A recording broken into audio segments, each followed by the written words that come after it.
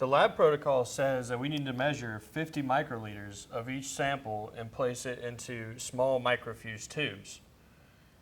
Now, I know micropipettes are used to measure small volumes, but I don't know which one to use. Well, let me show you. First, we have to make sure that we have the correct micropipette. And if you look at the top of the plungers, you'll see the numbers. They show you the operating windows that the micropipette can dispense. So which one do we use? For this, we have to use P200. If you look at the top, it shows you 20 microliters to 200 microliters.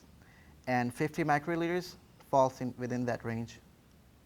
Okay, so we're ready to measure now, yeah? No, not yet. First, we have to make sure that our window is set to dispense the correct volume that we need to. Now, look, if you look at this window, you'll see that it has 47 microliters. So we have to adjust the adjustment knob to make sure that it dispenses 50 microliters. Here you go. Now we're all set.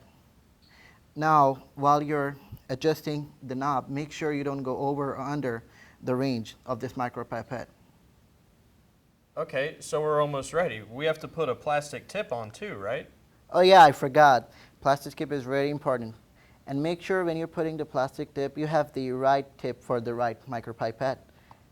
Okay, we have the tip on and we're ready.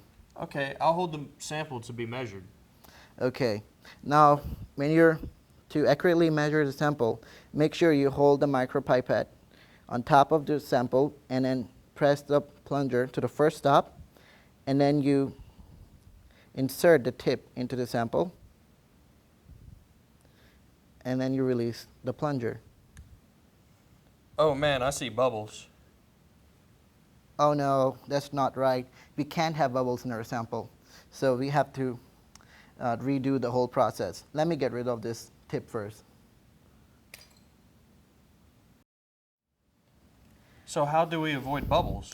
All right, to avoid bubbles, make sure when you're getting liquid in your micropipette, after you put take it to the first stop, make sure you completely submerge the tip into the liquid, and then you release the plunger. Here you go. Okay, it looks much better now, no bubbles. That's great, that's what we want. All right.